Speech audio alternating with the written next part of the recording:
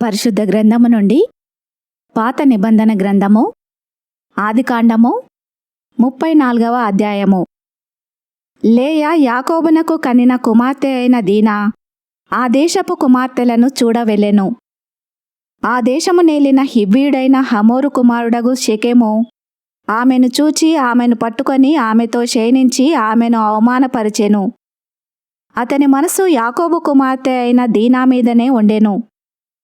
అతడు ఆ చిన్నదాన్ని ప్రేమించి ఆమెతో ప్రీతిగా మాటలాడి, ఈ చిన్నదాన్ని నాకు పెళ్లి చేయుమని తన తండ్రి అయిన హమోరును అడిగెను. తన కుమార్తెను అతడు చెరిపెనని యాకోబు విని, తన కుమారులు పశువులతో పొలములలో నుండినందున వారు వచ్చు వరకు ఊరకుండెను.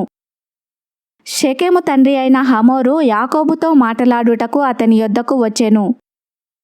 యాకోబు కుమారులు ఆ సంగతి విని పొలములో నుండి వచ్చిరి. అతడు యాకోబు కుమార్తెతో శయనించి ఇశ్రాయేలు జనములో అవమానకరమైన కార్యము చేసెను. అది చేయరాని పని గనుక ఆ మనుషులు సంతాపము పొందిరి. వారికి మిగుల కోపము వచ్చెను. అప్పుడు హమోరు వారితో, షెకెము అను నా కుమారుని మనసు మీ కుమార్తె మీదనే ఉన్నది. దయచేసి ఆమెను అతనికిచ్చి పెళ్లి చేయుడి.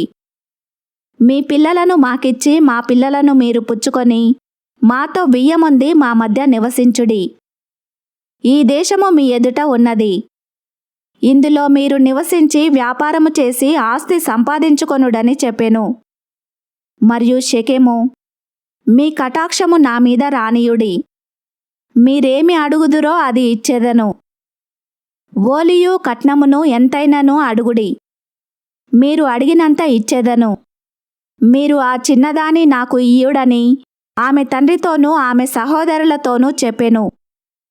అయితే తమ సహోదరి అయిన దీనాను అతడు చెరిపినందున యాకోబు కుమారులు షెకెముతోనూ అతని తండ్రి అయిన హమోరుతోనూ కపటముగా ఉత్తరమిచ్చి అనినదేమనగా, మేము ఈ కార్యము చేయలేము.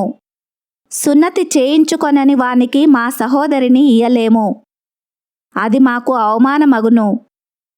మీలో ప్రతి పురుషుడు సున్నతి పొంది మావలె నుండిన ఎడల సరి. ఆ పక్షమందు మీ మాట కొప్పుకొని మా పిల్లలను మీకిచ్చి మీ పిల్లలను మేము పుచ్చుకొని మీ మధ్య నివసించెదము. అప్పుడు మనము ఏకజనమగుదుము. మీరు మా మాట విని సున్నతి పొందని ఎడల మా పిల్లను తీసుకొని పోవుదుమని చెప్పగా, వారి మాటలు హమోరుకును హమోరు కుమారుడైన షెకెముకును ఇష్టముగా నుండెను. ఆ చిన్నవాడు యాకోబు కుమార్తె యందు ప్రీతిగలవాడు గనుక అతడు ఆ కార్యము చేయుటకు తడువు చేయలేదు. అతడు తన తండ్రి ఇంటి వారందరిలో ఘనుడు.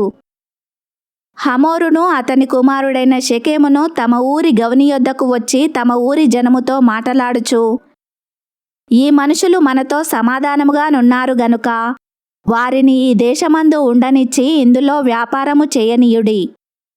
ఈ భూమి వారికిని చాలినంత విశాలమై ఉన్నది గదా. మనము వారి పిల్లలను పెళ్లి చేసుకొని మన పిల్లలను వారికి ఇత్తము. అయితే ఒకటి, ఆ మనుషులు సున్నతి పొందినట్లు మనలో ప్రతి పురుషుడు సున్నతి పొందిన ఎడలనే మన మాటకు వారు ఒప్పుకొని మనలో నివసించి ఏకజనముగా నుందురు. వారి మందలు, వారి ఆస్తి, వారి పశువులన్నీయు మనవగును గదా. ఎట్లయినను మనము వారి మాటకు ఒప్పుకొందము. అప్పుడు వారు మనలో నివసించెదరనగా హమోరును అతని కుమారుడగు షెకెమును చెప్పిన మాట అతని ఊరి గవిని ద్వారా వెళ్ళు వారందరూ వినిరి. అప్పుడు అతని ఊరి గవిని ద్వారా వెళ్ళు వారిలో ప్రతి పురుషుడు సున్నతి పొందెను.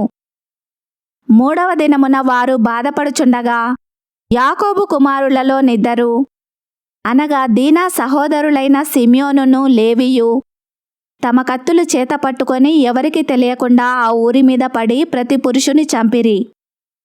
వారు హమోరును అతని కుమారుడైన షెకెమును కత్తివాత చంపి షెకెము ఇంట నుండి దీనాను తీసుకొని వెళ్ళిపోయిరి. తమ సహోదరిని చెరిపినందున యాకోబు కుమారులు చంపబడిన వారు ఉన్న చోటికి వచ్చి ఆ ఊరు దోచుకొని వారి గొర్రెలను, పశువులను, గాడిదలను, ఊరిలోనిదేమి పొలములోనిదేమి వారి ధనము యావత్తును తీసుకొని వారి పిల్లలనందరినీ వారి స్త్రీలను చెరపట్టి ఇండ్లలో నున్నదంతయు దోచుకొనిరి. అప్పుడు యాకోబు షిమ్యోనును లేవిని చూచి మీరు నన్ను బాధపెట్టి ఈ దేశ నివాసులైన కనానీయులలోనూ పెరిజీలలోనూ అసహ్యునిగా చేసితిరి. నా జనసంఖ్య కొంచెమే, వారు నా మీదికి గుంపుగా వచ్చి నన్ను చంపెదరు. నేనును నా ఇంటివారును నాశనమగుదుమని చెప్పెను. అందుకు వారు, వేశ్య ఎడల జరిగించినట్లు మా సహోదరి ఎడల ప్రవర్తింపవచ్చునా అనిరి. ఈ వాక్యమును విన్న మిమ్ములందరినీ దేవుడు దీవించునుగాక. ఆమెన్.